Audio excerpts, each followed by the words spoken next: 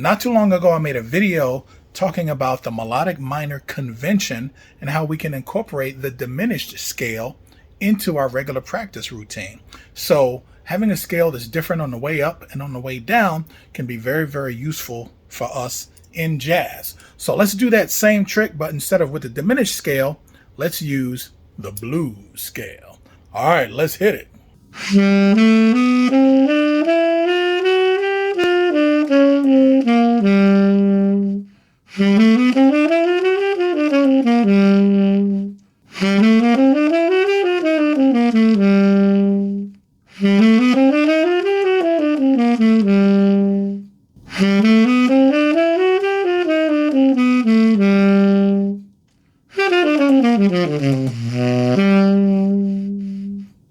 What's up, everybody? Welcome back to Sirvalorsax. Today I want to go over the blues, but first I want to set this up in such a way to where you can have a lot of facility and not just understanding how to utilize practicing the blues, but we can also understand why jazz theory is so difficult for a lot of people.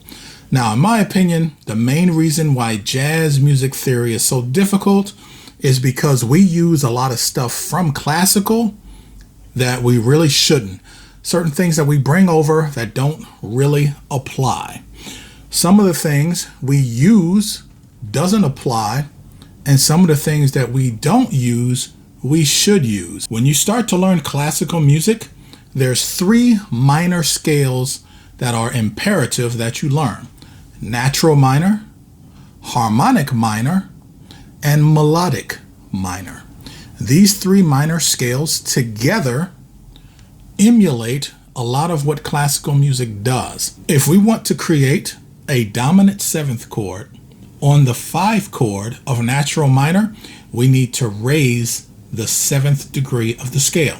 So if you have a C natural minor, you have an E flat, A flat, and a B flat. So in order to create, or in order to fix a harmonic problem that we have, we raise the 7th degree of a B flat to a B natural. That gives us harmonic minor. Unfortunately, that scale is not very melodic because it has this interval of an augmented second. That is the A flat to a B natural. This is very odd, and it kind of limits what you can write because that sound is so dominating. So they created melodic minor, which also raises the 6th and the 7th degree. So you have a scale that sounds much more fluid. On the way back or on the way down, this evolves or it reverts into natural minor. So your melodic minor scale is a beautiful tool that you can use to more accurately understand how the music works. So with classical music, we got natural minor, harmonic minor, melodic minor. Okay. How do we use that to understand the blues? Well, with the blues, we must associate that with a blues scale. And when we play this blues scale, we run into something very similar to the same problem we had with harmonic minor. These weird interval jumps, the way this scale is, it starts to sound very limiting. That sound dominates your melodic construction. So you want to be able to incorporate another scale into this so that you can have something that's much more melodic. I'm going to relate all of this to your 12-bar dominant 7 blues form. We're not going to talk about minor in this video. So if we're in the key of C, we can use a C blues scale. We can also use an A blues scale. And because this form is really built on a different mode, just like in classical, we had 3 minor scales. Now we have Mixolydian mode. This is dominant 7 mode. Just like we have stuff in major, we have stuff in minor. Now we got stuff in dominant 7. This is your blues all the way. That dominant 7 means we can use the dominant 7 scale. Music in general is composed of 3 elements: melody, harmony, and rhythm. So let's utilize these 3 attributes of the blues form to do something that's very similar, to give us that same kind of structure that we had with classical music and learning that, but let's apply it to the blues. One of the most common things you hear when you hear the blues is a blues scale that resolves into a dominant 7 scale. Sounds like this.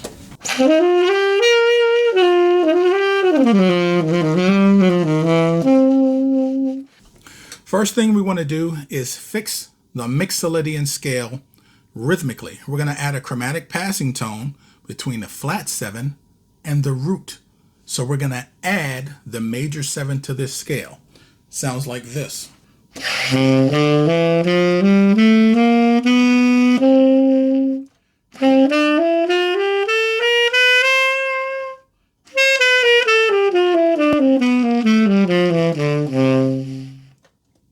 Let's use that melodic minor convention and play the blues scale from the root down. So this is going to be concert C. So for me, it's going to be a D dominant 7 bebop scale on the way up 2 octaves, and then 2 octaves the blues scale down. Sounds like this.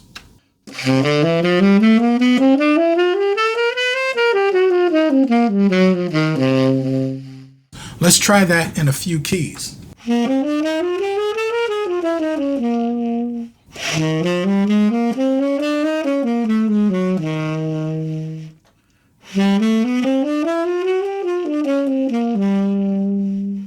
Early on in our learning of music, we are reinforcing the 5-to-1 cadence. This is the 5 chord resolving to the 1 chord.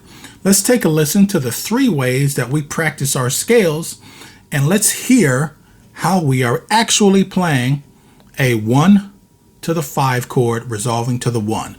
This gets reinforced every time we play our major scales. Take a listen.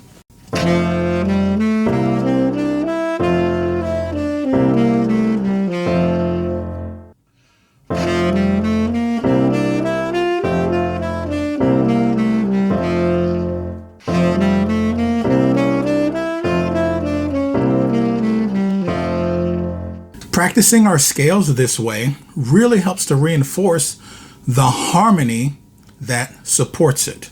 When we balance the scale with major bebop scales or playing it to the 9th, we can add a certain type of rhythmic definition to our practice routine. But now we just need to make sure that we understand the function of the harmony when we want to start learning jazz theory, specifically the blues.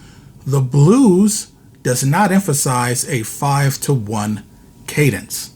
The blues emphasizes what we call a plagal cadence, or an amen cadence. You may have heard amen, that kind of thing, or you may have even heard it referred to as a gospel cadence. I generally just call this a 4-to-1 cadence.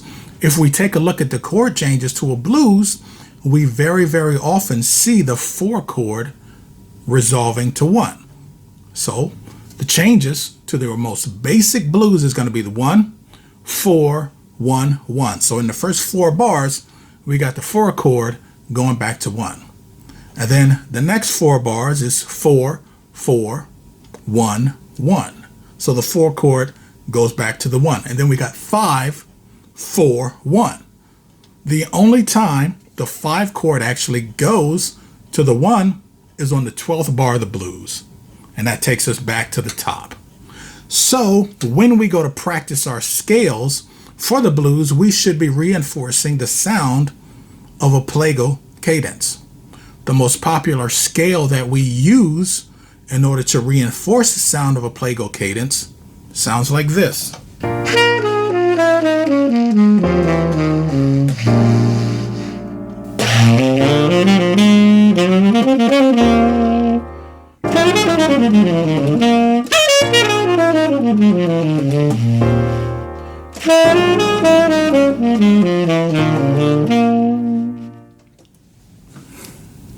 Having a much more efficient way of practicing will give you greater efficiency when you are playing, because you're not thinking about a whole bunch of little tiny things and trying to put them together. You've basically found an efficient way of combining all of these things together so that way you can be beautifully efficient when you're playing. You just don't have a whole lot of nonsense going through your head, and you can just focus on what kind of musical statement you want to make. All right, ladies and gentlemen, so I got some shirts here. I got some links in the description box if you want to pick up some merchandise. Also have my own stuff. I got some mugs and other stuff like that. Of course, I do have my Altissimo books for alto and tenor, my All Things Diminished book for all instruments, and I do have my saxophone sound development book that is available for all saxophones. If you like this kind of content and you want to support the channel, you can buy me a delicious piece of cake. It's like Patreon or Kickstarter, one of these kind of things, one of these donation type of things. And I appreciate those of you who have done that. Thank you a lot. All right, ladies and gentlemen, that's all I got for you. Thanks for tuning in. See ya.